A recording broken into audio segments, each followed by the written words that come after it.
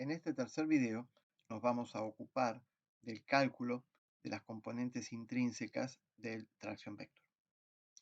En el primer video, en el cual habíamos definido el tracción vector, teníamos un punto, por ese punto pasaba un plano cuya dirección saliente, la normal que lo definía, es la dirección, la normal n minúscula, y entonces teníamos actuando sobre ese plano un tracción vector correspondiente a ese punto. Ese tracción vector habíamos aclarado de entrada que por más que acá tenga una n en la notación que utiliza el libro de Saad, ese tracción vector no tiene por qué ser normal. Es más, habíamos visto en el segundo video que cuando el tracción vector era normal, este era un plano muy particular, era un plano principal. Por lo tanto, en un plano general, el tracción vector va a tener una componente normal y una componente tangencial. Bueno, lo que nos vamos a ocupar entonces en este video es de analizar el cálculo de estas componentes. Lo que yo estaba diciendo en forma de palabras, y acá está dibujado vectorialmente, matemáticamente yo escribiría el vector tracción vector es la suma de dos vectores, el vector normal y el vector tangencial. ¿Cómo hago yo para calcular el módulo del vector normal? Muy sencillo, tengo que proyectar el tracción vector sobre la dirección normal. ¿Cómo se proyecta? Haciendo un producto interno. El producto interno entre el vector tracción vector y el vector que define la normal, producto interno escrito en forma indicial, y recordamos cómo calculábamos, cómo relacionábamos el tracción vector respecto del tensor de tensiones. Esta es la cuenta con la que lo hacíamos, lo habíamos visto en el primer video. Y entonces tenemos una expresión que nos permite calcular el módulo de la componente normal del tracción vector a partir de conocer, obviamente, las componentes del tensor de tensiones y las componentes de la normal, que son los cosenos directores de este versor normal, ¿no? Estas componentes son los cosenos directores de este versor. Bueno, de esta forma calculamos entonces el módulo de n. ¿Cómo podemos calcular el vector n? Bueno, una vez que tenemos el módulo, lo único que tenemos que saber es que el vector n es ese módulo en la dirección de la normal. O sea que este n vector tiene este módulo y esta dirección. Por lo tanto, este vector lo conocemos totalmente. Conocemos su dirección y conocemos su módulo. Este es el tracción vector, que también lo podemos conocer a partir de hacer la cuenta que hicimos en el primer video. O sea, a partir del tensor de tensiones y la dirección del plano, obtenemos las tres componentes del tracción vector. Y por lo tanto, a partir de esta expresión que me dice que el tracción vector es la suma de estos dos vectores, yo digo que el vector tangencial es el tracción vector menos el vector normal. Esta es una operación que yo puedo hacer, una operación vectorial entre vectores. Y de esta manera yo puedo obtener aquí el vector S y obviamente con sus direcciones. Si yo quiero solamente obtener el módulo del vector S, puedo trabajar directamente con los módulos. Entonces, a partir de tener el módulo del tracción vector al cuadrado menos el módulo al cuadrado de la componente normal, raíz cuadrada, obtengo entonces el módulo de la componente tangencial. Operatoriamente, ¿cómo se calcula el cuadrado del módulo de tracción vector? Bueno, haciendo el producto interno del tracción vector por sí mismo, que, bueno, en operaciones indiciales es esta matriz y esta cuenta, que también la podemos hacer por operaciones matriciales representando esto en matrices de segundo orden y vectores columna. Queda entonces de esta manera claro que conociendo la dirección n y conociendo el tracción vector, yo puedo calcular sus componentes intrínsecas. Las componentes intrínsecas son muy importantes porque representan para ese plano normal n la tensión normal y la tensión tangencial.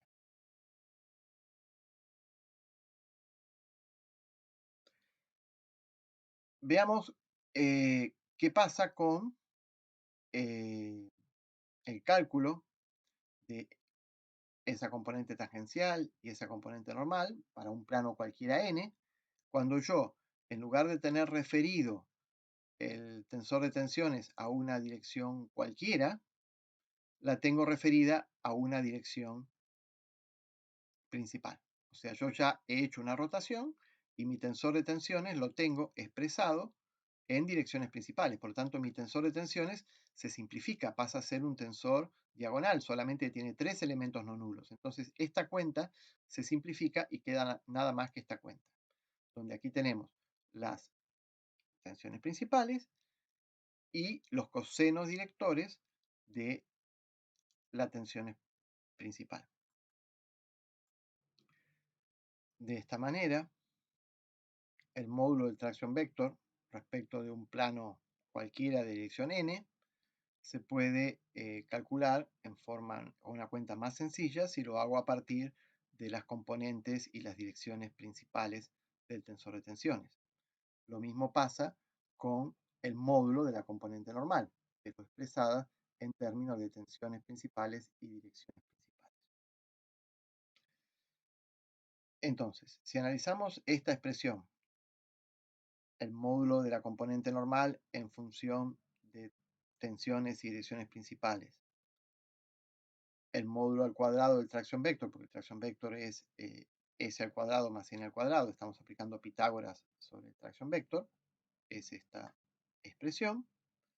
Y finalmente, el hecho de que los cosenos directores de una de las direcciones principales, siempre los cosenos directores de una dirección, la suma de sus cuadrados tiene que dar 1, la suma de los cuadrados de los cosenos directores da 1. Esta es una expresión que ocurre en cualquier dirección. Utilizando estas tres expresiones, obtenemos un sistema de 3 ecuaciones con 3 incógnitas, donde las incógnitas, ¿quiénes son? Son justamente los cuadrados de los cosenos directores de la dirección principal.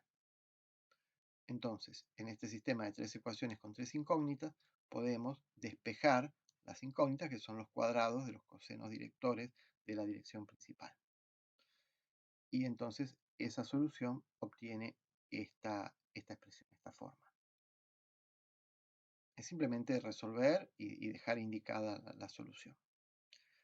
Si ahora nosotros, sin pérdida de generalidad, a las direcciones principales las ordenamos, lo cual es siempre muy común en la notación, sigma 1 la más grande, sigma 2 y sigma 3, vamos a poder sacar algunas conclusiones sobre los numeradores de estas expresiones.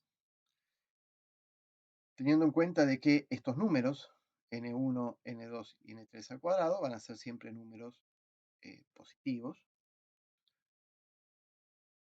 y estas están ordenadas, entonces en este caso sigma 1 menos sigma 2 es positivo, sigma 1 menos sigma 3 es positivo, por lo tanto esta expresión tiene que ser positiva.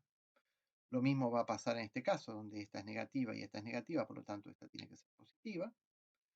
Y en este caso,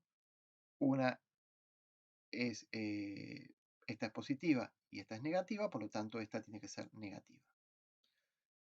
Eso que les estoy diciendo está escrito aquí. La primera era positiva o nula, la segunda era negativa o nula y la tercera era positiva. Eso nos permite hacer una representación gráfica.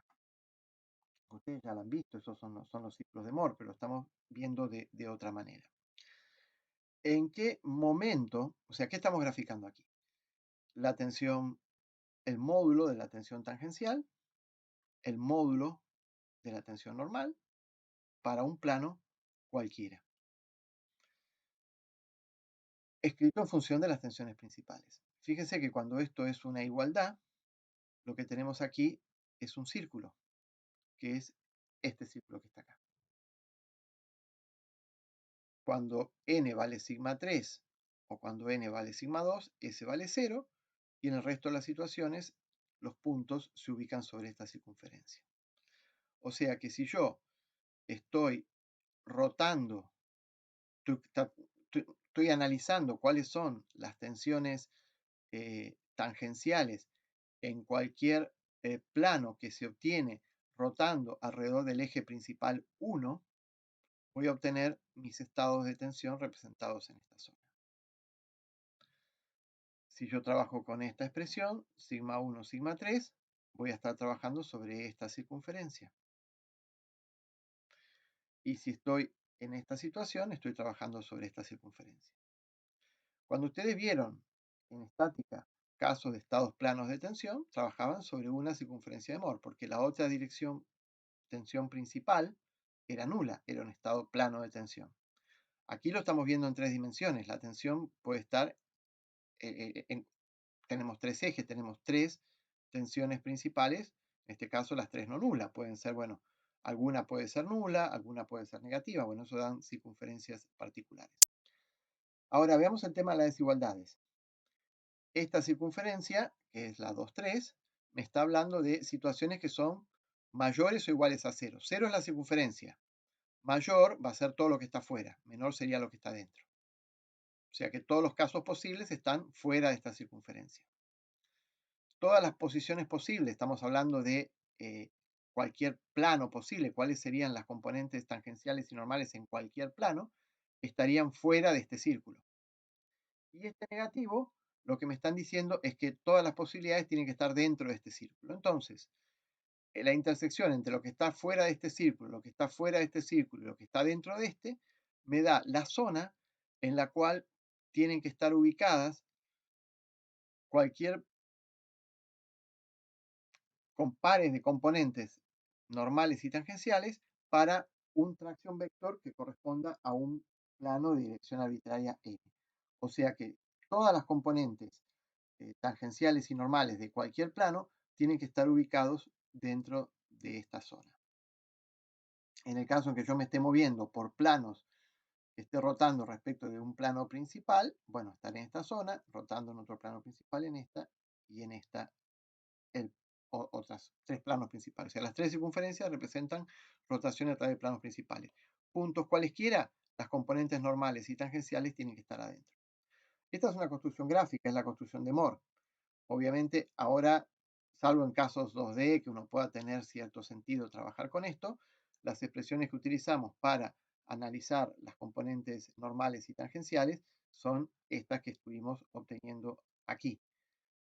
Pero conocer estas construcciones gráficas nos van a ayudar a poder entender qué pasa con los estados de tensión y las tensiones tangenciales, fundamentalmente cuando tengamos que analizar lo que llamamos las teorías de rotura. O sea, que tener esta visualización gráfica de lo que representa un estado de tensión, cuáles son las componentes normales y tangenciales de cualquier posible tracción vector, es algo muy importante.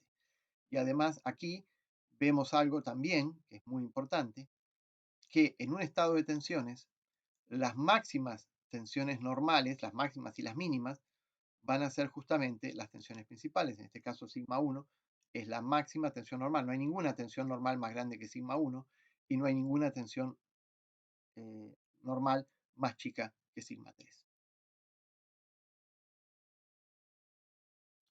Por otro lado, también el hecho de estas circunferencias nos permiten fácilmente visualizar cuál sería la máxima tensión tangencial. Estamos viendo que entonces, en este caso, la máxima tensión tangencial corresponde a este radio, donde este radio es la mitad de este diámetro. ¿Y quién es el diámetro? Sigma 1 menos sigma 3. Por lo tanto, la máxima tensión tangencial será sigma 1 menos sigma 3. Eso es un resultado muy importante que lo observamos fácilmente en la circunferencia de Moore.